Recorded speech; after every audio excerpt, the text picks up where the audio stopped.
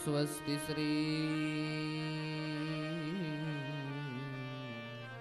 गणेशाय नमः।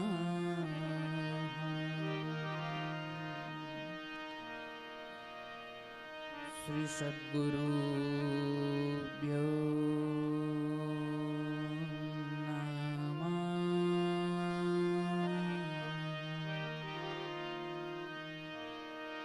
सरस्वत्यै नमः।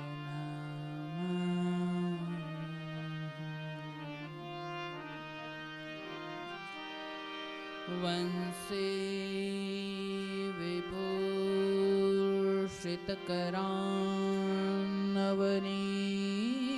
विभूषितकरान्नवनीरदाभा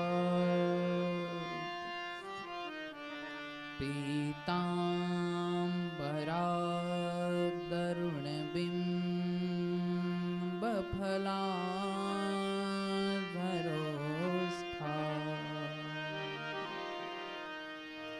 पूर्णेन्दुसुन्दरमुखातयरविन्दनेत्रा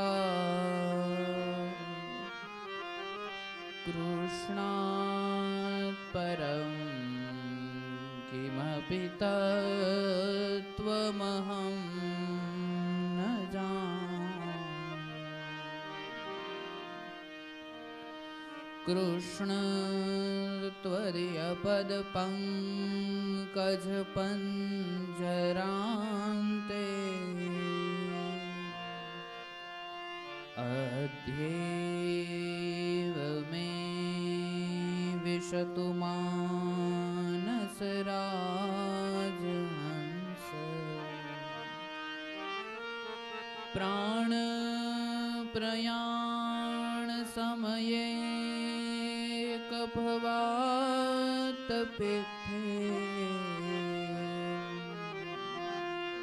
कण्ठावरोधनविधो स्मरणं कुतस्ते।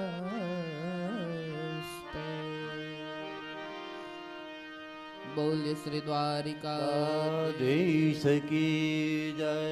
हरसिद्धि मात की जय। मोवेश्वर महादेव की जय। वाछराडा दादानी जय।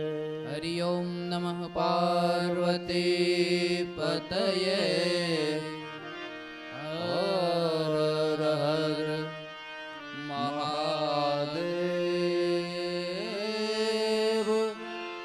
महादेव।